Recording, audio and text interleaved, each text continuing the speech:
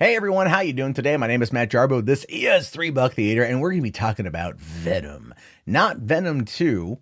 However, there's a new rumor that's been circulating around about the potential future of Venom and whether or not it fits into the Sony Marvel Spider-Man Cinematic Universe. Is kind of a crazy thing, but according to Collider and a few other sources this weekend, Sony wants Venom in Spider-Man 3, and it makes a lot of sense.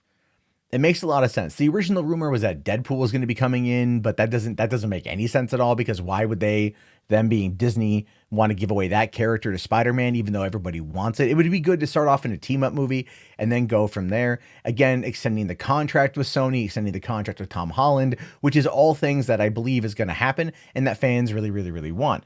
But bringing Venom into Spider-Man Far From Home or Spider-Man 3, whatever they're going to be calling it, makes a lot of sense. And well, it does, but the real question then becomes, where is this information coming from? Because it really does boil down to that, and this is where it gets a little wild. So we have a tweet here from a guy named Roger Wardell.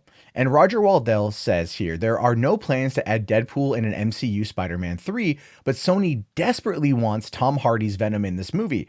Deadpool had his own movies, but never showed up in main X-Men films. It will be the same for the MCU. And that does make a fair amount of sense, is having that kind of crossover Venn diagram situation where you've got, Sony, or Marvel, and you got Sony, and then you got Spider-Man and some characters in the center there. It makes a lot of sense to kind of open up the world and broaden the world without having to deal with contract rights and paying a whole bunch of money for these characters or for these actors to be in the movie. But Roger Wardell is a no-name, no one on Twitter, but he follows no one and is followed by over 23,000 people. So the question becomes, how does this guy have his fingers on the pulse of what's happening in Hollywood? Well, according to this article from April, it says mysterious Twitter account spoiled Avengers Endgame last December. And this is coming from Roger Wardell. He says, in Ragnarok, Thor lost a lot of things, but what he loses in Avengers 4 is unexpected. He loses his figure, expect him to look like his old friend Volstagg, which is true. Fat Thor was a thing, right? Fat Thor existed. Fat Thor was one of the better parts of Endgame. The whole movie was butter, but that was one of the highlights in my opinion. So this dude clearly has an in. He clearly knows what he's talking about here, but it does make a lot of sense to bring Venom into Spider-Man. And the reason why is, take a look here at Spider-Man Homecoming's box office page. So you look and see here that it had a production budget of $175 million, a total domestic gross of $334 million, which is good, a little bit low for Spider-Man, but definitely good. And it had a worldwide gross of $880 million. Now, this was something that, all things considered, wasn't really unexpected. It wasn't really unexpected that Spider-Man was going to gross anything less than what it did.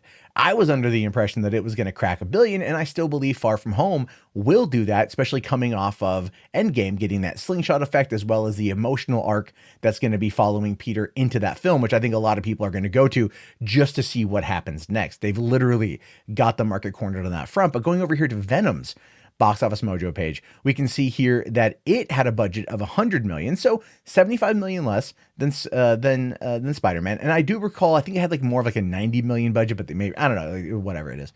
But it had a domestic gross of only $213 million, so not as much as the $334 million. But keep in mind that Venom was not expected to gross as much as it did. But look at the worldwide gross here, $855 million.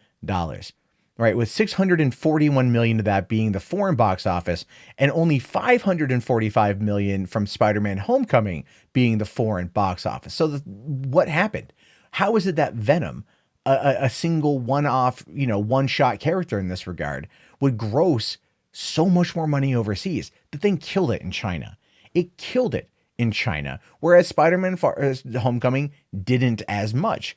And so the foreign totals for Venom are far greater than Spider-Man, and Sony desperately wants to keep that train a-rolling because they, quite frankly, need it at this point. They have for a long time. They've desperately needed that kind of cash, and they might get it with this one. And by bringing over Tom Hardy and Venom into Spider-Man 3 coming out, definitely in 2021, it gives us a chance to get more of the Eddie Brock Venom pairing after Venom 2 when that opens next year. So imagine, if you will, that for Venom 2, they have a lead-in to Spider-Man. Now, we know that the multiverse theory was explained is at least hinted at in the teaser or the trailer for Spider-Man Homecoming. And so that's how people are assuming that Fantastic Four and X-Men are going to end up making their way into the universe.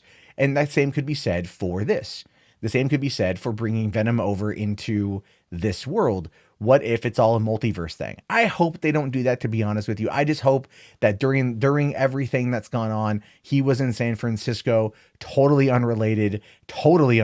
Never mind the fact that Ant-Man is currently in San Francisco or was in San Francisco. So it is a little bit weird on that front that that's going to be, you know, the same city and not have it cross over. So I probably feel that they're going to be pulling the multiverse theory.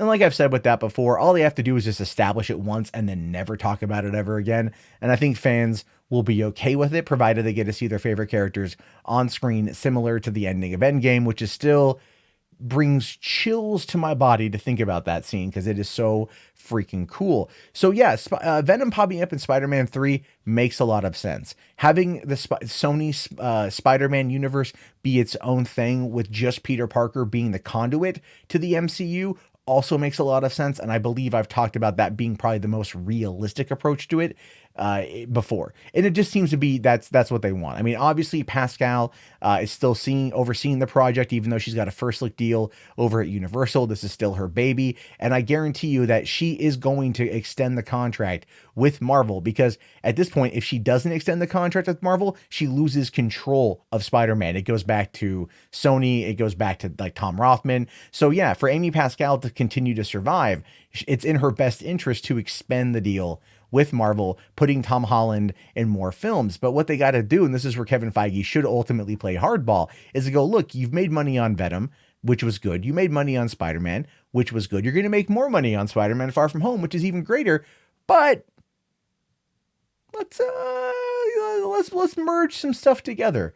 Let's do it a little bit more, let's do it a bit more there. And of course, that's going to take time to get to, but I still think that is clearly on the docket for the future. It's at least on Pascal's agenda. Feige may push back on that because he's got this whole new toy chest.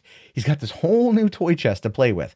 And so that might actually put the Spider-Man deal on the back burner. And that could actually be what might keep that whole thing from happening, because of the fact that Kevin Feige's got all these new toys. And if Amy Pascal gets greedy, she could blow the whole thing. So her best interest right now is to lock that deal down immediately following the release of Spider-Man Far From Home, have it locked down by Comic-Con, announce it at Hall H at Comic-Con on the Saturday of the show, which I will be at, and definitely get it signed and locked away before you lose it, really. So that's my thoughts on that one. What do you guys think? Let me know down in the comments below. I'll talk to you guys later. Have yourself a great day, and peace out. Hey, thank you so much for watching the video. I really appreciate it. Don't forget to hit that like button and subscribe if you're new. But if you really want to help the channel, be sure to check out patreon.com/Matt Jarbo. There's $3 theater perks. Lots going to be going on with that, as well as the Facebook group, which is going to be only growing as time goes on. Anyway, thank you again so much for watching, and I'll see you guys soon.